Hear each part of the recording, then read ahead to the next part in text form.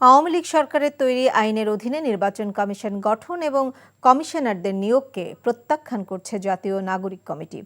নির্বাচন ব্যবস্থার সংস্কারের প্রাপ্ত প্রস্তাবের আলোকে নতুন আইনের অধীনে নতুন নির্বাচন কমিশন গঠন করার আহ্বান জানায় সংগঠনটির নেতারা। রাজধানীর বাংলা মোটরে সংগঠনটির প্রধান কার্যালয়ের সংবাদ সম্মেলনে জানানো হয়, নির্বাচন ব্যবস্থা সংস্কারের লক্ষ্যে গঠিত কমিটি ৩১ ডিসেম্বরের মধ্যে নির্বাচন ব্যবস্থা সম্পর্কে সার্বিক প্রস্তাব পেশ করার কথা। অথচ তাদের প্রস্তাব দেওয়ার আগেই রাজনৈতিক দলগুলো চাপের কাছে নতি স্বীকার করে সরকার নির্বাচন কমিশন গঠন করতে বাধ্য হয়েছে। এটিকে গণ অভ্যুত্থানের কমিটমেন্টের সাথে বিশ্বাসঘাতকতার শামিল বলে মনে করছে জাতীয় নাগরিক কমিটি। সংগঠনটির নেতারা বলেন, জনগণ গণ অভ্যুত্থানের স্পিরিট বিরোধী কোনো সিদ্ধান্ত মেনে নেওয়া হবে না।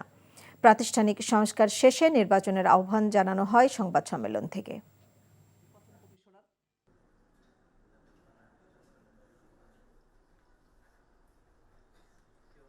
কোনো সংস্কারের কমিশনের রিপোর্ট জমা এবং সংস্কার হওয়া পর্যন্ত আগামীতে কোনো কিছু বাংলাদেশে আমরা আয়োজন করতে দেব না। আমরা চাই, বাংলাদেশের জনগণের কাছে আহ্বান জানাচ্ছি, আপনারা ঐক্যবদ্ধ হন।